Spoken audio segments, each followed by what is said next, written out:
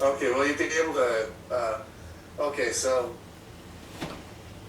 you've had a lot of experience working with Iman, Gadzhi, Jeremy Miner, different sales training programs, right? Yeah. And you've seen the good and you've seen the bad and you've seen the ugly. Um, like, what's the biggest, like,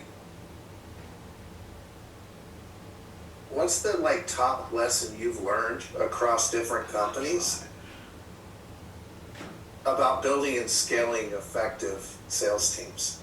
Um, so I think it's communication, because if you look at like the best leaders in like any space, the ones that typically have the most success, but also the most happiness within their employees, are the people that actually like listen. And I feel like a large majority of like leadership and running a company isn't doing like the technical stuff, because like you can allocate all that to someone else. It's really just keeping the smart people intact and make sure that they're working together and they're working towards a goal. And a lot of that is just dealing with human emotions and just being there with them and talking with them as humans and understanding their situations. And I feel like what I've seen throughout a lot of the time working in like 6, 7 figure, 8 figure businesses is the people at the top are so disconnected from the vision, and they're using it as like a money pump idea where they're just using it to produce revenue, that they're missing out on potentially doubling or tripling their revenue if they were just to simply listen to the individuals below them that have more insight about them, about their business than them. Okay, that's very true. Yeah. What is, you say listen, what does listening look like when it's effective, when it actually results in getting things done that Yeah. makes money for the business? Yeah, so I should premise there's a difference between listening and hearing. And I feel like whenever you really hear someone and you understand them as a person and their goals and their problems, and if you really understand them on that level, a lot of the higher level issues and how do you fix this problem or how do you make them a better employee, that just comes naturally.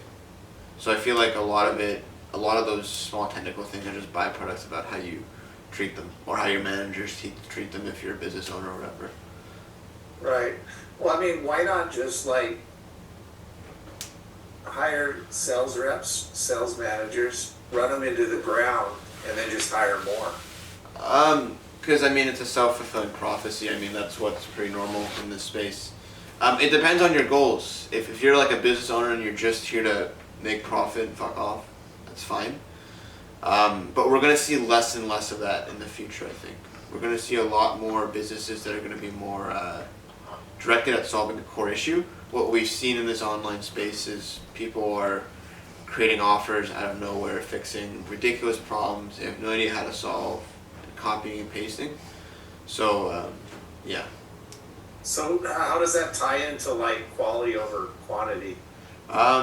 We're understanding as so we're in a like a dilemma, and we're in like a middle waiting period right now where with the evolution of AI, but also people's fucking really just being tired of being flooded with cold emails and cold DMs every day being pitched the same product, we're all subconsciously attracting and wanting to see more quality things reaching our eye than quantity of emails. Right. So with this being said, like in order for anyone to have success in the future, there has to be a balance of more quality than what's already being bring out into the marketplace. It has to happen. Because because if not, then it's just gonna get worse, and the cold emails are gonna get worse, and it's gonna be extremely hard to stand out. And I don't even know if that makes sense, but I don't know. Yeah, I mean, it makes sense to me, brother. Like the question is like, how do you,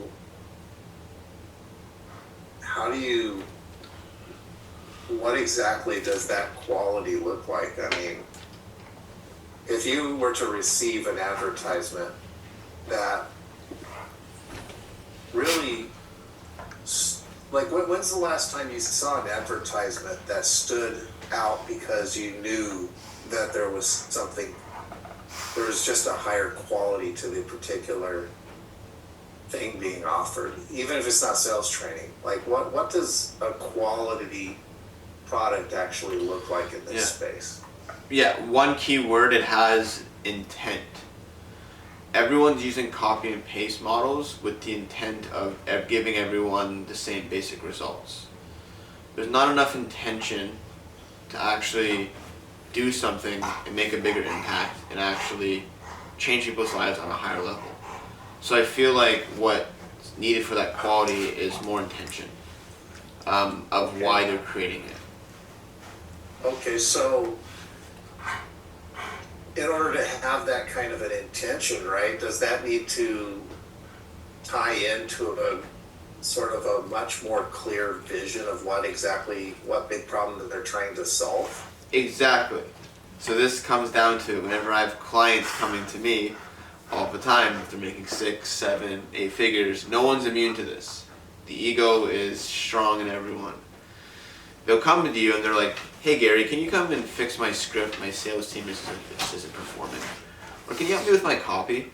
Or can you help me with all this stuff? But a lot of the time it's not the copy, it's not the script, it's not the sales reps you placed.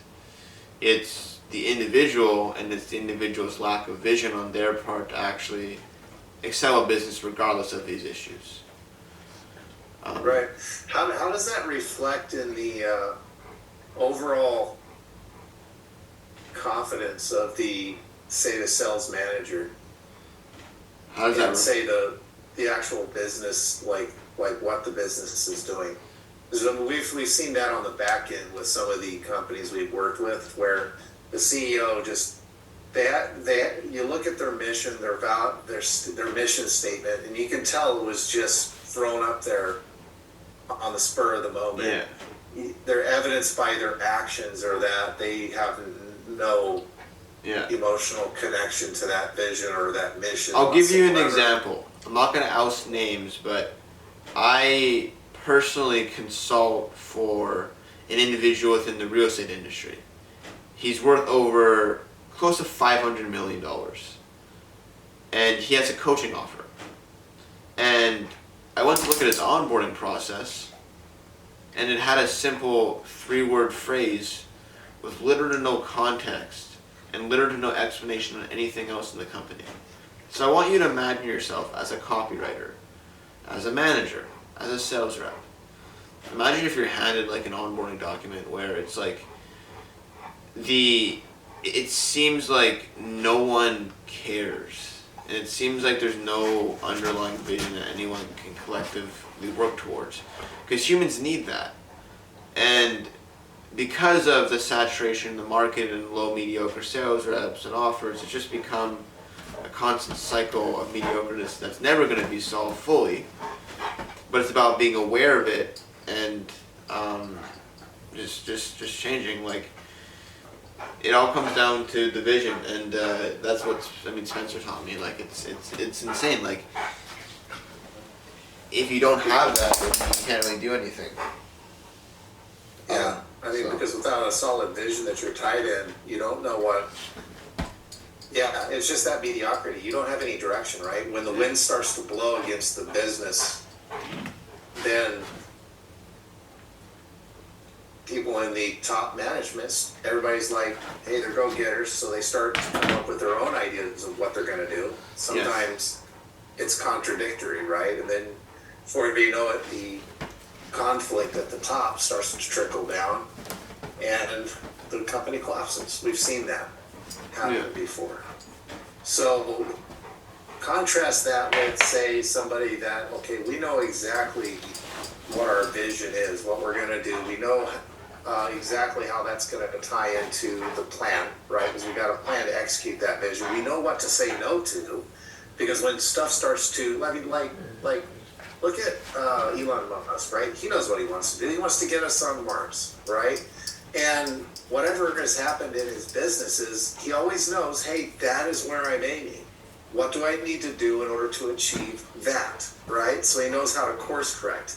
So is it true, from what you've seen, that businesses who have a solid vision have the ability to be flexible and essentially adapt whenever stuff goes wrong?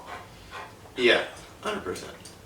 Okay, what does the atmosphere look like compared to a place where it's, hey, it's just a job. Everybody else is being mediocre. Why should I be? Yeah. Well, the atmosphere is tricky because we're, as like online business owners, we're tasked to create that environment of excitement and warmth and growth. But you're being tasked to do that while everyone's sitting across the world from each other in a desk, in a room, like on a Zoom call. So that dynamic of the online space has drastically changed work culture, and which is also a reason why things are so mediocre right now. Everyone can just sign into their living room and then just skip the rest of the day, right? Right. So I don't know how to fix that. I don't know what the solution to that is, but you have to create you have to create a stimulating environment that the individual has to show up and want to be there. And how you create a stimulating environment as a business owner or as a leader is you have to understand the individual's personality, because there's no one specific solution to making one person tick. You have to play the player, not the game.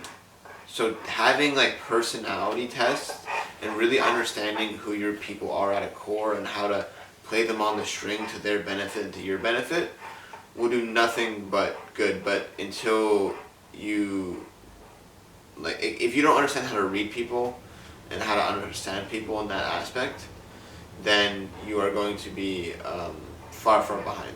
So a lot of becoming a good manager and leader is just having good like emotional intelligence. So like if you just lack that, then it's okay. Just don't be a manager, don't be a CEO. Go back and learn it, and then just do it.